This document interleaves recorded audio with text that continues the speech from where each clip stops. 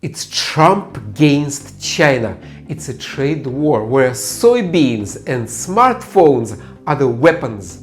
The first Donald Trump started this trade war with China, and Joe Biden continued it. Joe Biden was like a new Trump. And now, during the second coming of Donald Trump, he's going all in against China. Let's say China.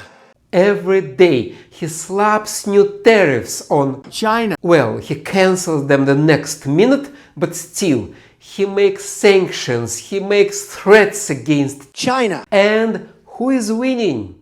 Spoiler alert, it's not the US. Hi, my name is Vitaly. I am an economist. I am a boring mainstream economist. And in this video we'll break down this trade war with China. Here we'll take a look at what the US sells to China and what China sells to the US. And I bet this will surprise you.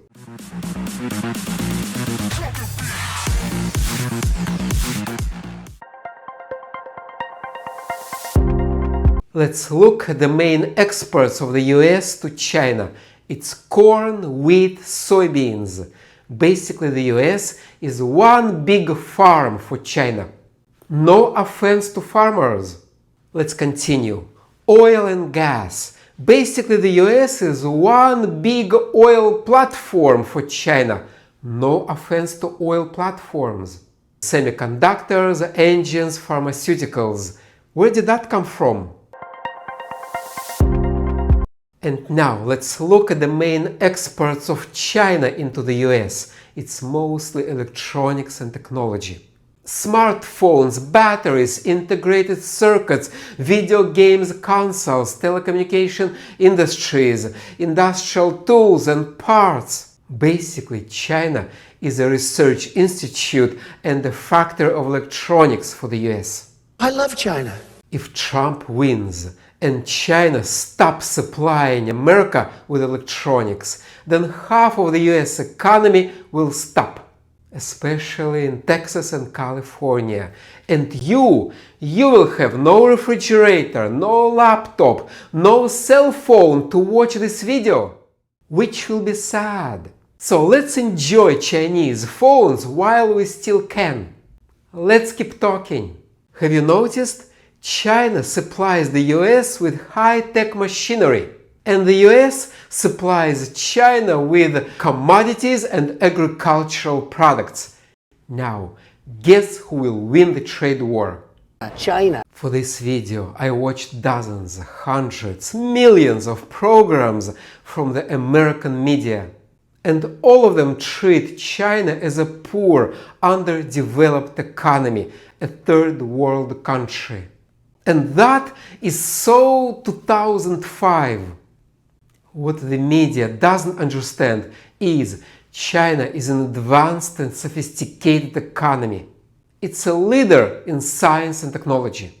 China has the most scientific publications, especially in STEM. It's a leader in patents, especially patents in AI. It has the biggest 5G network in the world. Is the only country that put a rover on the dark side of the moon and Mars over the past few years. It's second to the US in R&D spending. Yes, second, but the gap is closing. But let's put science aside and go back to the main export of the US to China, soybeans. Soybeans take more than half of all US exports to China. Is the US strategic export. Before this trade war, the US exported 13 billion worth of soybeans to China. This year, only 2. China is replacing the US with Brazil. Brazil is now the new capital of soybeans for China, thanks to Donald Trump. Donald Trump is making Brazil great again. So China will be fine. It can survive without the US soybeans. But can the US find a new buyer as big as China? Let's wish Donald Trump good luck. And now, the elephant in the room, rare earths. Here, China is a monopolist.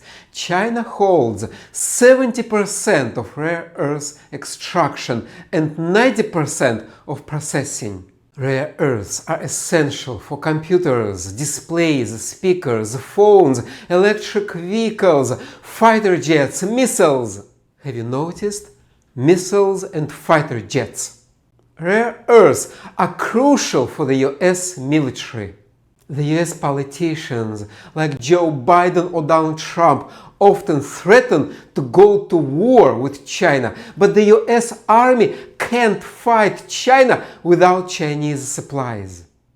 China can just unplug the entire defense industry of the US. And China is already doing it. China is slapping tariffs and export controls on the US. Yes, it's China who sanctions the US, not other way around.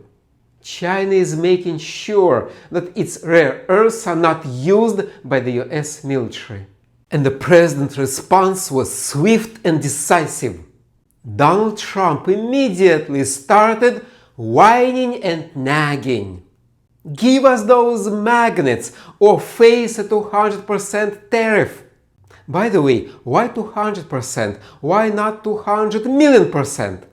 It's all fake, it's all for the show anyway. And the US defense companies are already feeling the pain.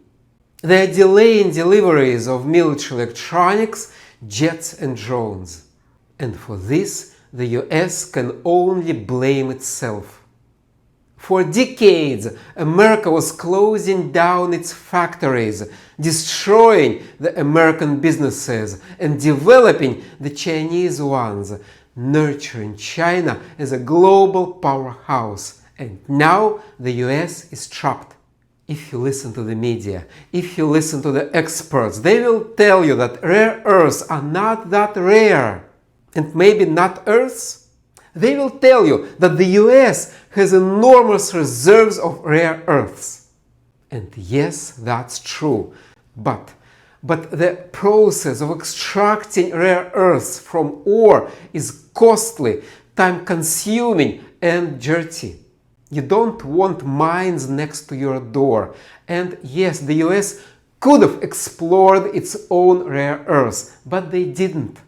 In contrast, China developed its resources, nurtured talent, invested billions of dollars to become a monopolist in rare earths.